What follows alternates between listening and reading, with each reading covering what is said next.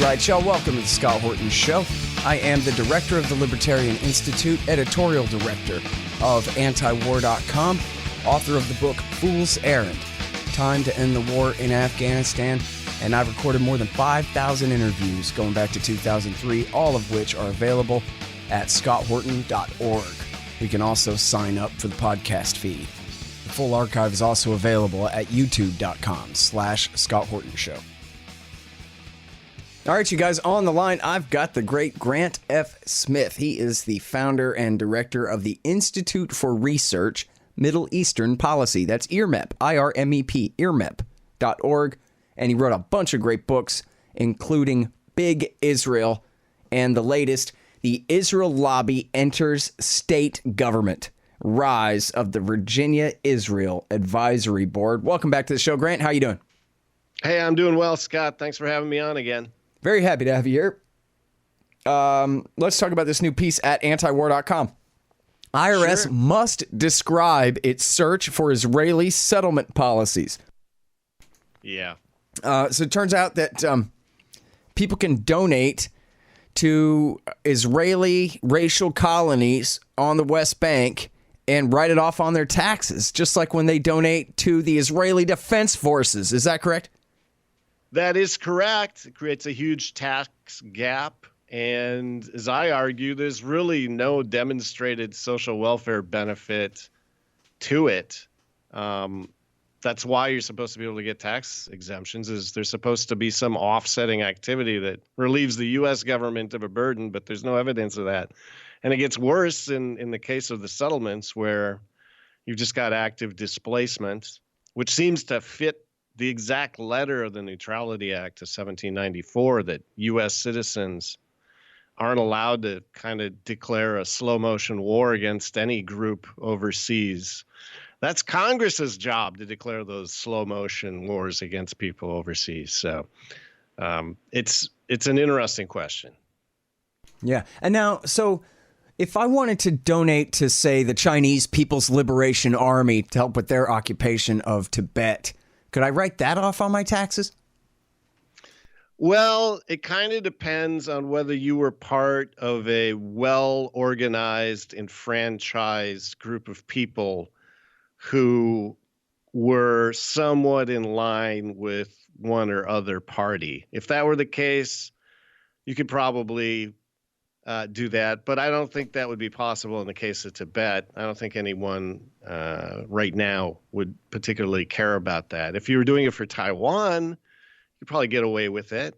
If you're doing it for Gambia, trying to ship them some arms maybe, no, you'd be prosecuted. And in fact, Eric Holder prosecuted a case like that in 2015 against a couple of Americans. So the rule here, just like in a lot of other laws that are never enforced against the people doing the most damage, such as the Foreign Agents Registration Act, the rule is that if you're small, disenfranchised, and not doing something at all in line with one or the other established parties, you probably could get into trouble. So I would say that's a definite no-no, what you just proposed, Scott. Okay, well, it's not that I was trying to, but just hypothetically speaking, I was wondering about the quote-unquote rule of law and what it's supposed to say about things like that.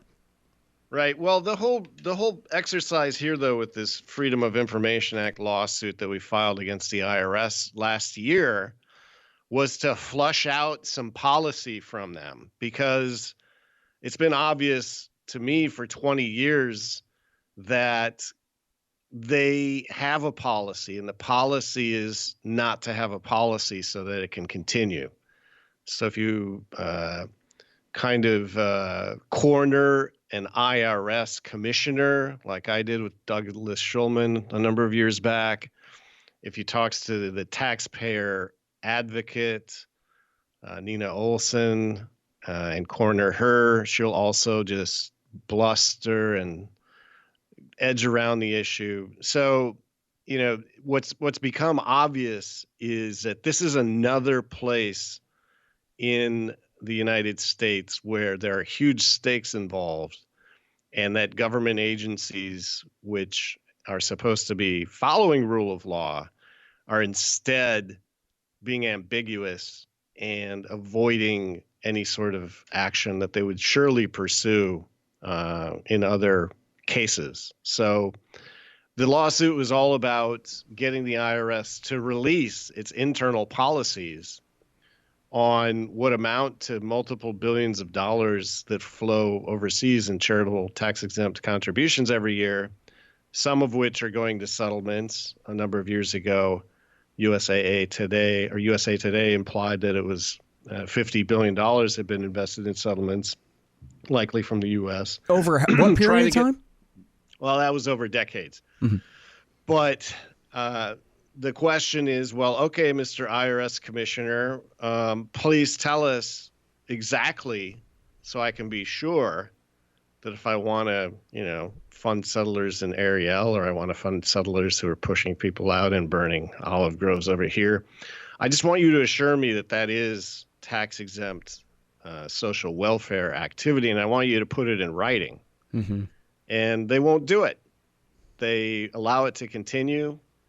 They've been sued at least once recently by Susan Abu Hawa on that very issue.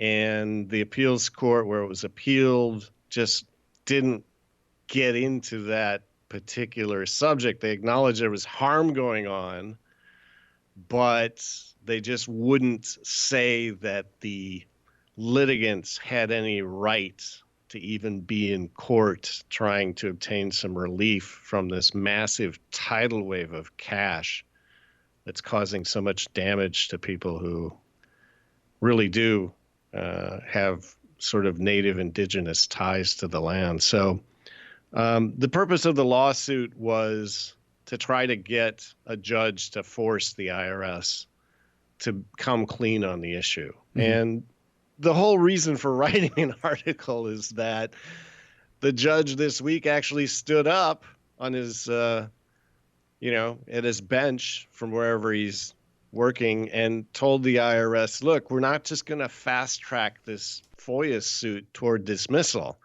I think all of the documents that have been filed so far, and people can read those court documents going to irmep.org and looking at FOIA lawsuits, have indicated that they've been extremely disingenuous at the IRS about trying to respond to Treasury and State Department requests for information about why they're still allowing tax-exempt status to remain in some of these organizations that are blatantly engaged in warlike activities.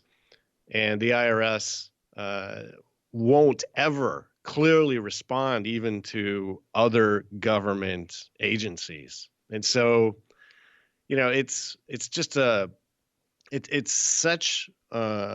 become such a mess at this point that it's clear that there is an operating policy.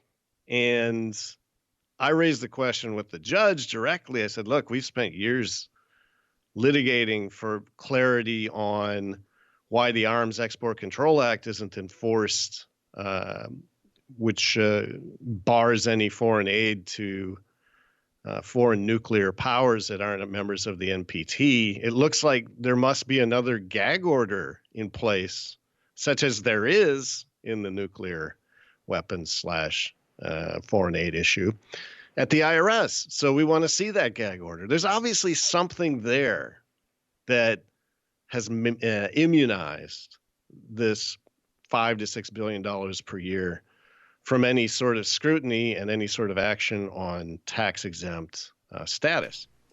And I think the judge agrees. If you look at the body of evidence, there has to be a policy. So he did not allow the Department of Justice in this case to make claims of, we've got a pandemic, our lawyers are being taken away from working on all sorts of pandemic-related legal work, and we got to get them off this frivolous lawsuit. And he said, no, why don't you, since you're claiming that there isn't a policy or nothing releasable, why don't you clearly outline exactly where you looked? And so now that's what they'll be doing between now and June. They're going to be trying to tell a judge where they looked and why they couldn't find anything after so many years of litigation, so many years of news articles. Even J Street, which is, I would say, not so great on a lot of issues, has at least pointed out that this is a serious issue. We included that in the lawsuit exhibits. Why isn't a clear directive or a clear set of policies being issued, which, obviously have been in place for years and years? Hold on just one second. Be right back. So you're constantly buying things from Amazon.com. Well, that makes sense. They bring it right to your house. So what you do, though, is click through from the link in the right-hand margin at scotthorton.org, and I'll get a little bit of a kickback from Amazon's end of the sale. Won't cost you a thing. Nice little way to help support the show. Again, that's right there in the margin at scotthorton.org. Hey, y'all, check it out. The Libertarian Institute, that's me and my friends, have published 3 great books this year. First is No Quarter, The Ravings of William Norman Grigg. He was the best one of us.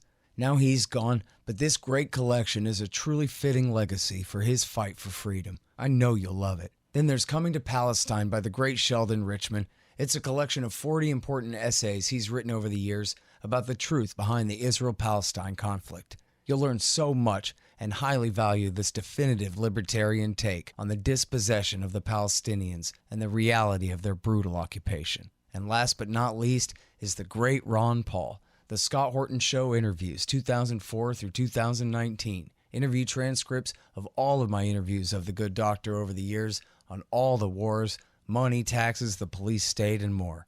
So how do you like that? Pretty good, right?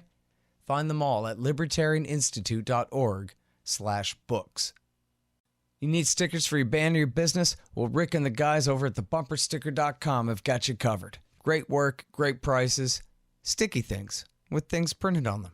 Whatever you need, thebumpersticker.com will get it done right for you. Thebumpersticker.com. Well, now, so, what exactly does the law say? I mean, other than the Neutrality Act, when it comes to, IRS legislation, or is there anything, or it would only be rules and regulations written by the IRS themselves? Well, the IRS has done some terrible things. What the law says is that any organization that has gotten IRS tax-exempt status should be, again, relieving some U.S. government burden and be engaged in some social welfare benefit. But what the IRS has done instead is allow a whole giant ecosystem of Americans for Israel organizations to sprout up in this country, which raise and just funnel hundreds of millions of dollars to counterpart organizations in Israel, whether it's for the defense forces, like you say, or for the Weizmann Institute to develop nuclear weapons technology. And the IRS has delegated all oversight responsibility to the mainly New York offices of these organizations. And there is no oversight. And so that's something I detailed in the book, Big Israel. The entire evolution of tax policy to even allow for organizations to be doing this sort of foreign counterpart fundraising. And then the fact that they just happen to engage in self-regulation, where unless one of the charities sort of outs itself, there's never going to be any oversight. They don't really have any idea where the money's going, and it's only gotten worse in the 2008 revamp of tax reporting for charities, which is public. You have to actually publish your IRS Form 990s. They allowed an argument to be made that actually we don't want to give any of the names of the foreign counterparts or exact destinations anymore because it could present a security risk. So this is a black hole at this point into which billions of dollars flow, and that Americans basically have to make up because of the huge tax gap that it creates. So not only is it creating a huge tax gap, in that all these deductions are taken on the money donated, but then it comes back and bites us. I mean, as you have repeatedly gone over on your show, when the 9/11 hijackers were plotting against the U.S., one of the major points of contention with U.S. policy was this horrible ongoing treatment and ethnic cleansing going on. So we're basically allowing a constellation of Israel affinity organizations to keep that fire stoked. And there seem to be all sorts of laws on the book, including the Ancient Neutrality Act, which would forbid that sort of activity from going on. But the IRS, Treasury, all asleep at the switch, won't respond, take affront to being challenged on this stuff. Mm-hmm. Well, now, so the judge has ruled, I guess, in a hearing here that in your favor and in IRMEP's favor, and saying the IRS now has to go back and come up with any pertinent regulations and cough them up to you and to the court. Is that right? Yeah, there's this thing called a Vaughan Index in which, for this FOIA game, what agencies typically do is they narrowly define what constitutes responsiveness to your request. They conduct extremely circumscribed searches for that information. And then they come back and they say, yep, we couldn't find anything. So, what we're going to see in June, because this judge demanded it, because I think he saw the hypocrisy of this, we can't find any policy when there clearly is a policy. He just said, no, why don't you send a detailed description of where you looked and anything you passed over? And so that's called a Vaughan Index. We've used it before with requests against the State Department, against the Department of Energy, and it's an effective tool. I mean, FOIA in general has been so gutted by precedents, which are overly deferential to federal agency claims of secrecy and will, harm national security if we say anything about that topic, that it's just become very difficult to get anything these days. At the FBI, you can get mainly pro forma responses saying, we're not, if there were information like that, the so-called GLOMAR response, we wouldn't be able to even discuss whether it exists or not. That sort of response has been growing, and there's no evidence the IRS has even looked for any information. So what the judge has said is, before we rush for the exits here on the basis of Justice Department boilerplate, you've got to prove you actually looked for something.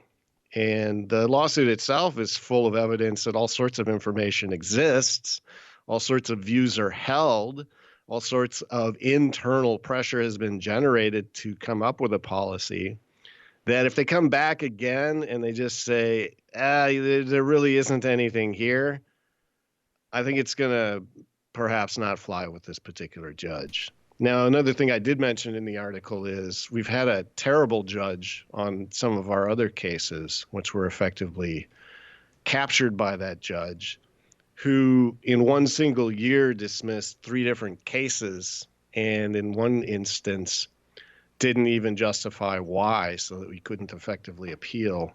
So it's as though, someone with a rubber stamp has been working away hard inside the D.C. circuit, but this guy, this Contreras, seems to be cut from a different bolt of cloth.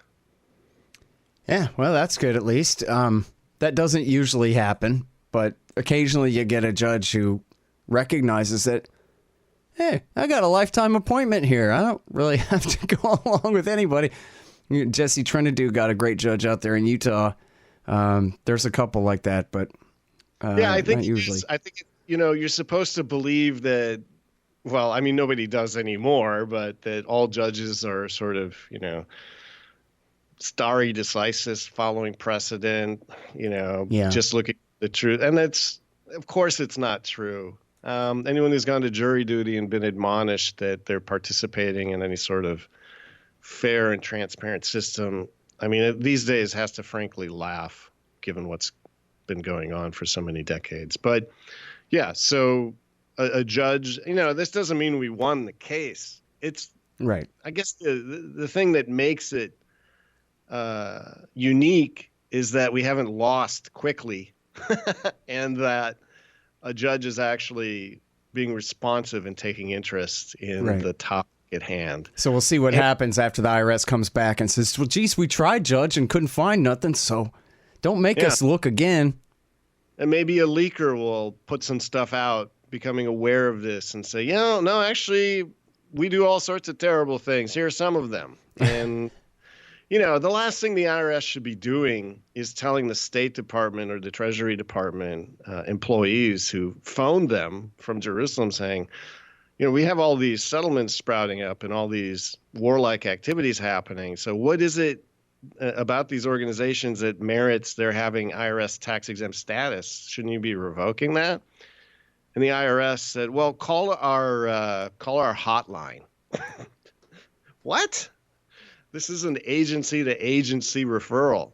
It's just, and Douglas Schulman, again, his response, his specious response, his evasive response to being called out on National Public Radio saying, what are you going to do about settlement financing? What's your policy? It got to the extent that other callers were phoning into the show saying, you didn't answer the question. And Susan Page of USA Today, who's still around, was also on Schulman saying, what is the policy? You're here to explain policy. And all he would do was shuffle around saying how the IRS reaches deep into organizations and looks at what they're actually doing and blah, blah, blah. None of it's true. It's, I think it's one of the biggest frauds right now at the IRS. Yeah, I wouldn't doubt if they do a deep dive on IRMEP and the Libertarian Institute. But that isn't the same thing, is it? Yeah, no, they should, definitely expend hundreds of thousands of taxpayer dollars looking at that. I think that would be so stupid it could almost happen. Yeah. All right. Well, so how long do they have before they have to respond to this? Yeah, they've got till June, and again, they're going to have to be detailed in their response to the court. They're going to have to say, look, and if they have major omissions, like if they didn't look in the office of the commissioner where this sort of policy would have been set, then they didn't really respond to the FOIA. And we've had this time after time where, no Freedom of Information Act response even really starts until you've sued somebody. And then typically they can delay for up to a year while all sorts of perfunctory motions are filed. But now, I think, an effort that began for us in 2005 under this particular case in spring of last year, as far as this particular FOIA, it's going to start. That's my impression, because I frankly don't think they looked for anything. That would be standard operating procedure. Agency does not bother looking until a judge says, why don't you start looking? Yeah. All right. So before I let you go here, can you give us any updates on the aftermath of the publication of your last book, The Israel Lobby Enters State Government? I mean, talk about scandalous. This whole thing with VIAB here. What's been the reaction so far? Well, any Virginian who picks up a copy is stunned. I mean, really, because I think the thing that knocks them over is really the fact that Virginia companies are being targeted essentially to be replaced by Israeli companies, whether from the fish farming industry or defense contractors or food processors. So they don't like it. But, as far as the legislature, the book was carried up to the legislature and delivered to a lot of legislators on lobbying day by a local organization. And they've all made arguments. But what's happening, the inside view is that, well, this is Israel we're talking about, so we can't really make any headwaves. It doesn't really matter how much corruption you've documented through Freedom of Information Acts under the state sunshine laws. We can't really go after these guys. So there are a couple of initiatives to get more traction against VIAB. And I don't think VIAB has gotten any good press since it came out. But the problem is the Richmond Times-Dispatch and some of the hardcore investigative journalists, they're just not picking up and running with it. They want to talk about Second Amendment activity. They want to talk about COVID-19 response. This is not a winner for them. So I think it's growing, and the information's out there, and people are starting to trade it and pass it around more. And there's a lot of interest in holding the organization accountable. So I think it's had a good impact, but a lot more remains to be done. Yeah. Well, best of luck with that. I mean, again, for anybody in Virginia especially, but for all Americans, you really should take a look at this book, and it is amazing. You can check out my last interview with Grant all about it, or 2 interviews ago maybe. Israel Lobby Enters State Government, and it is hair-raising and mind-blowing. It's really something else to see the level of, what do you call it, chutzpah that the Israeli government brings into service of their interests inside the United States. Their short-term interests at the expense of their long-term ones, if you ask me. But I guess I don't know yet. Yeah. Well, the big story right now is Energix, an Israeli company that has built wind turbines on the occupied Golan Heights. It's taken Palestinian land to build solar arrays in the West Bank. It's been listed as, violating all sorts of human rights by various organizations.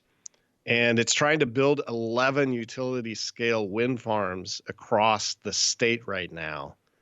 And it's just, they're trying to bulldoze full speed ahead without answering any questions about their illicit activities overseas. And again, it raises another question. So you raise money with your Chesapeake or your Greensville or your other solar farms and send it back to Tel Aviv so they can expand, again, this expedition against a friendly nation, whether it's Syria or the Palestinians.